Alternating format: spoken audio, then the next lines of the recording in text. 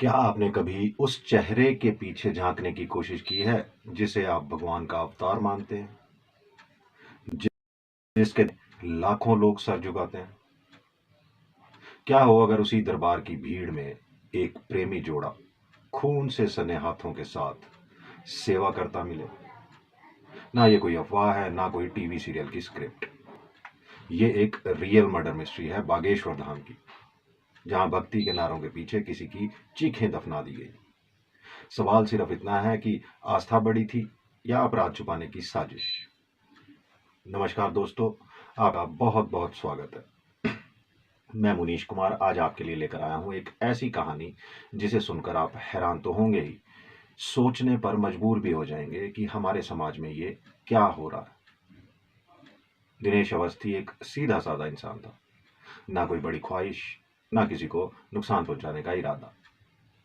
बस एक साफ दिल था और उस दिल में प्यार पल रहा था, सच्चा, बेदाग, मासूम। लखीमपुर के शांत माहौल से निकलकर जब वो कानपुर आया तो उसके साथ उम्मीदें थी, एक नई जिंदगी की। रिश्तेदारों के घर ठहरा और वहीं उसकी मुलाकात हुई पूनम से, जिसे घर में सब प्यार से गुड़िया बुलाते थे। पूनम की मुस्कान में जादू था, उसके बोल, उसकी चाल, उसकी मासूमियत दिनेश लगी। धीरे धीरे वो रिश्ता परवान चढ़ा और फिर शादी के बंधन में बंध गए। दिनेश को लगा अब जिंदगी ने सब कुछ दे दिया, प्यार, अपनापन और एक अपना घर। लेकिन कुछ सपने पूरे होकर भी अधूरे रह जाते हैं। शादी के कुछ ही महीनों में पूनम बदलने लगी, उसकी बातें फीकी हो गई, आंखों में चमक, और जब वो दिनेश को देखती तो वो निगाहें जैसे किसी और को तलाश रही हैं। दिनेश ने कोशिश की समझने की, शायद तनाव है, नई थकावट होगी, लेकिन सच्चाई कुछ और थी और बहुत ज्यादा डरावनी। पूनम की नजरों का ठिकाना उसका देवर था मनोज। घर के एक कोने से शुरू हुई चोरी छिपी मुस्कानें धीरे धीरे फुसफुसाहटों में बदलने लगी। फोन कॉल्स, देर रात तक बातों का सिलसिला, और फिर वो दिन आया जब दोनों ने अपने दिल की बात कहने का साहस किया। जब घर के बाकी लोग बाहर थे, उस दिन दोपहर कुछ अलग थी। घर में अजीब सी खामोशी थी, जैसे दीवारें भी कुछ होने का इंतजार कर रही हैं। बाहर गर्मी का मौसम था, लेकिन पूनम के कमरे की खिड़की से हल्की ठंडी हवा अंदर आ रही थी। वो अकेली थी, लेकिन उसके मन में किसी कोने में कोई बहुत करीब था, मनोज। वो कमरे में आईने के सामने खड़ी थी, खुद को निहार रही थी, लेकिन नजरें बार बार दरवाजे की ओर जा रही थी, जैसे किसी की दस्तक का इंतजार हो। फिर उसने धीरे से एक मैसेज भेजा, अगर नींद नहीं आ रही हो तो ऊपर वाला कमरा ठंडा है, आ जाओ, बस बातें करेंगे। मनोज थोड़ी देर तक सोचता रहा। दिल की धड़कनें तेज थी और कदम जैसे खुद ब खुद उस सीढ़ी की ओर बढ़ने लगे। जब वो कमरे के पास पहुंचा, दरवाजा आधा खुला था और अंदर हल्का सा पर्दा हवा में हिल रहा था। पूनम ने भी उसकी आहट सुन ली थी। वो खामोशी से बैठी थी और उसकी आंखों में एक अजीब सी बेचैनी थी, ना डर ना झिझक, बस एक इंतजार। बैठो, उसने कहा, और ये बैठो कोई आम निमंत्रण नहीं था। उसमें एक अपनापन, एक चाहत छुपी थी जिसे अब छिपाना मुश्किल हो गया था। उनकी बातें शुरू हुई पुरानी यादों से, बचपन, कॉलेज, परिवार, लेकिन हर बात के बीच एक ऐसा ठहरावा था जहां सिर्फ आंखें बोलती थी। फिर एक ऐसा पल आया जब दोनों चुप हो गए। कमरे की हवा भारी हो गई, लेकिन उस खामोशी में भी कुछ कहने को बाकी नहीं रहा। मनोज ने धीरे से पूनम का हाथ थामा। उसका हाथ हल्का सा कांपा, लेकिन उसने छुड़ाया नहीं। उस एक स्पर्श में छिपी थी हर वो भावना जो दोनों कब से दबा रहे थे। वो दोपहर अब बस एक मुलाकात नहीं रही, वो उनके दिलों के बीच पनपते एक रिश्ते की पहली दस्तक बन गई। उस पल दोनों ने महसूस किया कि ये सिर्फ आकर्षण नहीं था, ये एक अधूरी चाहत थी, जिसे आज शब्द नहीं, स्पर्श मिल गया था, जो अब छुपा ना रहा। रिश्तों की वो सारी हदें जिनने कल्पना तक नहीं की थी, वो दोनों पार कर चुके थे। दिनेश को शक तो था, लेकिन उसका दिल नहीं मानता था।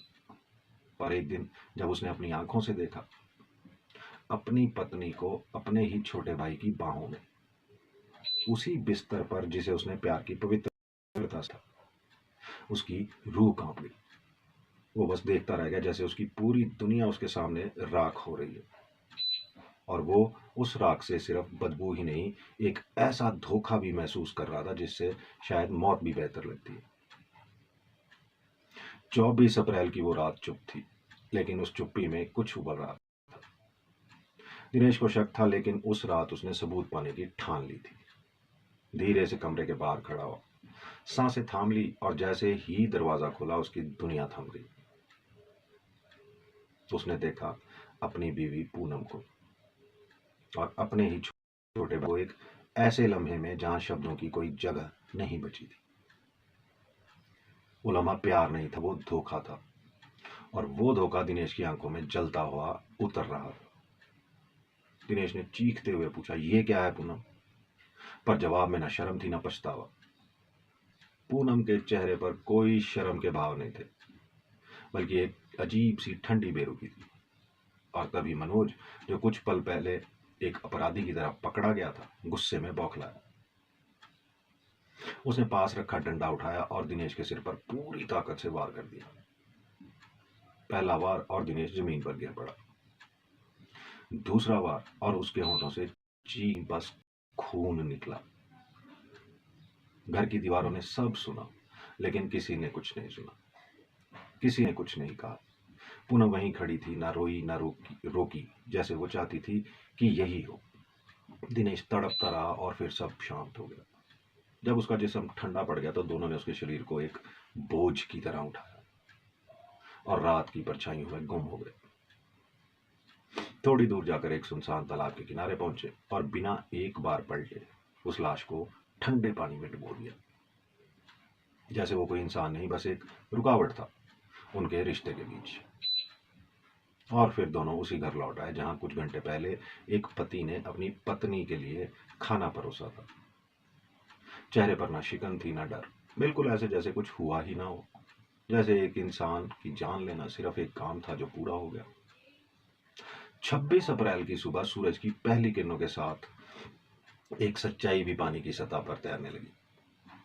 तालाब के किनारे कुछ बच्चे खेल रहे थे। तभी किसी ने देखा पानी में कुछ अजीब सा है। धीरे धीरे लोगों की भीड़ जमा होने लगी। वो एक लाश थी, चेहरे पर गहरे जख्म, आंखें खुली मानो इंसाफ मांग रही। लोगों में अफरा तफरी मच गई, और वहां उसी भीड़ के पीछे मनोज खड़ा था, उसके हाथ में एक लंबा डंडा। वो लाश को नीचे धकेलने की कोशिश कर रहा था, शायद डर था कि कोई चेहरा पहचान ना ले। लेकिन किस्मत ने उस दिन उसका साथ छोड़ दिया। गांव वालों को शक हुआ, पुलिस आई। शव की हालत, चेहरे की पहचान, और आखिरी बार दिनेश को किसने देखा था, सबने शक की सुई एक ही तरफ मोड़ दी। और तभी मनोज और पूनम दोनों वहां से भाग निकले। ना कोई बैग ना सामान, सिर्फ एक गुनाह और कुछ झूठ साथ लेकर। अब सवाल था, कहां जाएं? कहां मिल सकता है वो कोना जहां ना कोई सवाल हो ना सजा, जहां लोगों की आंखें बंद हो और भक्ति के नाम पर हर सच पर पर्दा डल जाए। उन्हें मिला बागेश्वर धाम, जहां बाबा शास्त्री की जय जयकार होती है, जहां मन से लोग चमत्कार सुनते हैं, और पीछे की भीड़ में दो हत्यारे सेवादार बनकर झूठी मुस्कान बांटते हैं। यहाँ कोई ये नहीं पूछता कि तुम कौन हो, यहाँ सिर्फ भक्ति चाहिए। और यही वो वजह थी जहां इंसाफ सबसे ज्यादा गूंगा हो जाता है। बागेश्वर धाम की भीड़ में जब ये दोनों पहुंचे तो किसी ने नहीं सोचा कि ये श्रद्धा नहीं, छलावा लेकर आए। पूनम ने माथे पर सिंदूर ऐसे भरा जैसे वो किसी तपस्विनी की तरह यहाँ सेवा देने आई हो। गले में रुद्राक्ष की माला, हाथ में झाड़ू, और चेहरा ऐसा मासूम जैसे गुनाह का कोई नामो निशान नहीं हो। और मनोज, भगवा पहनकर, माथे पर तिलक, शब्दों में ऐसी मधुरता जैसे किसी को राम राम कहकर मोहित कर दे। धाम में जो भी आता उन्हें झुककर प्रणाम करता, और वो दोनों मुस्कुराते हुए जय श्री राम कह देते। लेकिन जैसे ही रात होती, भक्ति का ये मुखौटा उतर जाता।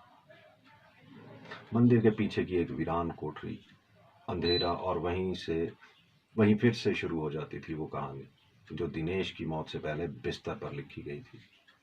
एक दूसरे के पास आते, सांसें तेज होती, हवस के थपेड़े अंधेरे को चीरते हुए निकलते। ना कोई शर्म ना पछतावा, क्योंकि उन्हें लगता था वो बाबा की छांव में है। यहाँ इंसाफ नहीं आता, यहाँ सिर्फ आस्था रहती है, सिर्फ भीड़, सिर्फ भक्ति, और उन भक्तों की आंखें जो देखना ही नहीं चाहती। यहाँ कोई नहीं पूछता कि तुम कौन हो, कोई नहीं देखता कि किसके हाथ खून से सने हो, क्योंकि यहाँ चमत्कार बिकते हैं और गुनहगार सेवक बनकर पूजे जाते हैं। लेकिन ईश्वर सब देखता है, और इस बार उसका रूप था सर्विलांस टीम। एक दिन बस एक छोटी सी गलती हुई पूनम से। उसने अपना मोबाइल ऑन कर दिया, सिस्टम जाग गया, लोकेशन ट्रेस हुई छतरपुर, मध्य प्रदेश, बागेश्वर धाम के भीतर। पुलिस ने प्लान बनाया, क्योंकि भीड़ में उन्हें पकड़ना आसान नहीं था। हजारों भक्त, भगवा लहराता माहौल, और हर चेहरा सेवा में ली।